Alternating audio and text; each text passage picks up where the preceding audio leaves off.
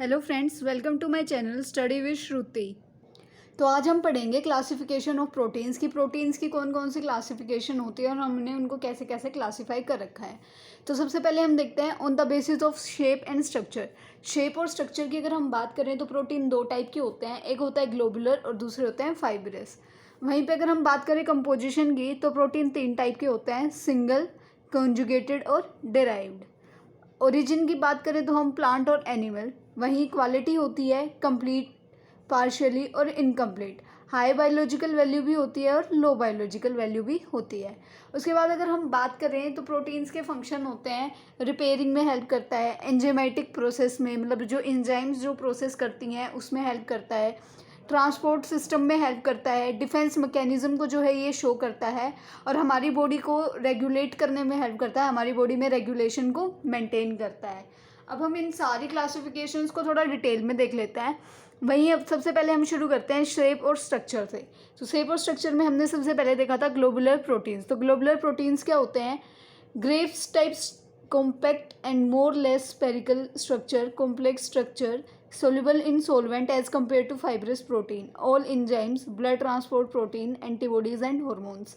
तो ग्लोबुलर में क्या होता है कि ये ना ग्रेप जैसे होते हैं, जैसे ग्रेप्स दिखते हैं इलोंगेटेड से और काफ़ी कॉम्पैक्ट सा, तो वैसे इसका स्ट्रक्चर होता है।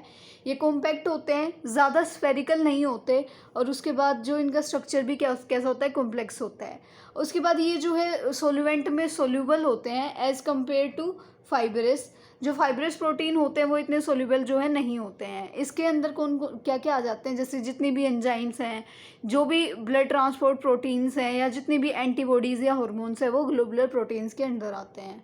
वहीं हम बात करते हैं फाइब्रस प्रोटीन की। तो फाइन लाइंस जैसा जो है इसका स्ट्रक्चर होता है, रिजेंबल लॉन्ग रिबन्स और फाइब्रस इन शेप। और लंबी लंबी जो रिबन्स होती हैं उनके जैसे जो है ये दिखते हैं और फाइब्रस शेप के होते हैं। ये जो है ज़्यादातर एनिमल ओरिजिन में मिलते हैं। Insoluble in all common solvents like H2O। जितने भी कॉमन सोलवेंट्स होते हैं जैसे कि वाटर है, ये उनमें सोल्यूबल नहीं होते हैं। इसके एग्जांपल्स में हम देखें कि इसके अंदर क्या क्या आते हैं। Connective tissues, bones, blood vessels, skin, hair, nails, horns, wool and silk. ये सारे जो हैं एग्जाम्पल्स हैं फाइब्रस के। वहीं पे अगर हम कंपोजिशन के बेस पे देखें तो तीन टाइप के थे, सिंपल प्रोटीन, कॉन्जुगेटेड प्रोटीन और derived protein. Purest form of protein, simple proteins कैसे होते हैं? ये प्योरेस्ट फॉर्म होते हैं प्रोटीन के। These proteins are made up of amino acids only. मतलब इसमें क्या होता है, ये सबसे प्योर फॉर्म होती है प्रोटीन की और ये सिर्फ अमीनो एसिड से ही बने हुए होते हैं। जैसे कि एल्ब्यूमिन जो होता है या फिर एग, एल्ब्यूमिन इन एग वाइट। जो एग वाइट मतलब एग का जो वाइट पार्ट होता है, एग वाइट होता है, उसमें जो एल्ब्यूमिन होता है वो क्या होता है? सिंपल प्रोटीन होता है। Conjugated protein, these are protein which are combined with non protein molecules.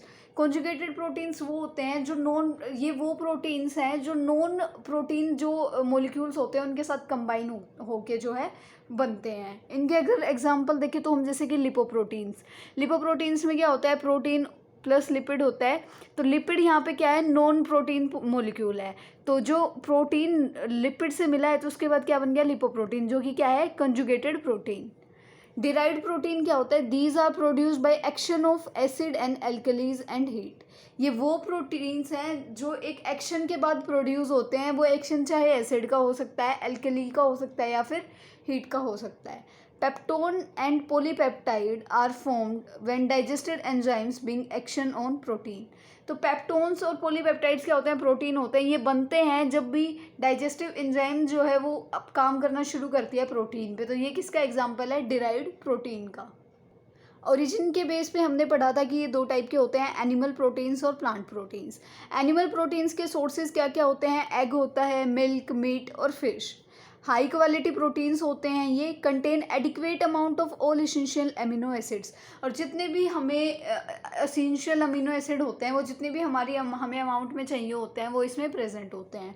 वही हम अगर प्लांट प्रोटीन की बात करें तो ये लोअर क्वालिटी प्रोटीन्स होते हैं, लो कंटेंट ऑफ वन और मोर अमीनो एसेंशियल अमीनो एसिड्स। मतलब जो भी एसेंशियल अमीनो एसिड्स होते हैं उनका कंटेंट इसमें कम होता है। Limiting amount of some amino acid but not be concluded that they are poor protein sources. Limited amount में एक अमाउंट जो है फिक्स होती है कि हाँ लिमिट लिमिटेड ही हैं, ज़्यादा नहीं होते इसमें अमीनो एसिड्स जो इसेंशियल होते हैं हमारी बॉडी के लिए। लेकिन इसको हम पुअर सोर्स ऑफ विटामिन जो है वो पुअर सोर्स ऑफ प्रोटीन जो है हम नहीं कह सकते। ये प्लांट प्रोटीन्स भी एक अच्छा सोर्स होते हैं, लेकिन as compare to animal proteins इनमें जो है क्वालिटी भी थोड़ी कम होती है प्रोटीन्स की, और एसेंशियल अमीनो एसिड्स भी जो हैं वो थोड़े कम होते हैं। वहीं पे अगर हम बात करें क्वालिटी की, तो 3 टाइप के होते हैं क्वालिटी के बेस पे प्रोटीन्स जो होते हैं, कंप्लीट, पार्शियली और इनकम्प्लीट। तो कंप्लीट प्रोटीन्स क्या होते हैं, इनको हम फर्स्ट क्लास प्रोटीन भी कहते हैं। These protein contain all essential amino acid in sufficient proportions and amount to meet the body needs. They are also called biological complete proteins, example egg, milk, fit, meat and fish. तो क्या होता है, complete proteins को हम first class protein भी कहते हैं, और इसमें उतने ही अमीनो एसिड्स जो हैं प्रेजेंट होते हैं जितने की प्रपोर्शन में हमें नीडेड होते हैं, हमारी बॉडी को जितनी की ज़रूरत होती है। इनको हम बायोलॉजिकल कंप्लीट प्रोटीन भी कहते हैं, क्योंकि ये हमारी बॉडी की जितनी भी नीड होती है प्रोटीन की उसको फिल करते हैं। एग, मिल्क, मीट और फिश इसके एग्जाम्पल्स हैं। वहीं अगर हम बात करें पार्शियली कंप्लीट प्रोटीन्स की, तो इनको हम सेकेंड क्लास प्रोटीन कहते हैं। They do not contain all essential amino acids in required amount. They are capable of maintaining life but can't promote growth. Found in plant body, cereals, pulses, nuts. तो क्या होता है, partially complete proteins में क्या होता है कि इनको हम सेकेंड क्लास प्रोटीन भी कहते हैं। इनमें जो है अमीनो एसिड प्रेजेंट तो होते हैं, लेकिन उतनी अमाउंट में नहीं प्रेजेंट होते जितनी हमारी बॉडी को रिक्वायरमेंट होती है। उसके बाद ये हमारी लाइफ को तो अच्छे से मेंटेन कर पाते हैं, लेकिन ये हमारी जो है ग्रोथ को नहीं प्रमोट करते, ग्रोथ को नहीं बढ़ाते। उसके बाद ये प्लांट फूड्स में हमें मिल जाते हैं। सीरियल, पल्सेस और नट्स इसके एग्जाम्पल हैं। वहीं अगर हम बात करें इनकम्प्लीट प्रोटीन्स की, they are deficient in lot of amino acids and are incapable for growth. They can't maintain life. One or more essential amino acid may be completely lacking. Example, gelatin. Incomplete proteins में क्या होता है कि इसमें बहुत सारे ऐसे amino acid हैं जो प्रेजेंट नहीं होते। ना ही तो ये हमारी बॉडी की ग्रोथ कराता है, ना ही ये हमारी जो है लाइफ को मेंटेन करता है, और बहुत सारे ऐसे एसेंशियल अमीनो एसिड हैं जो इसमें प्रेजेंट ही नहीं होते हैं, कम्प्लीटली एब्सेंट होते हैं, कम्प्लीटली जो है वो पीछे रह जाते हैं। और इसका एग्जाम्पल है जेलेटिन।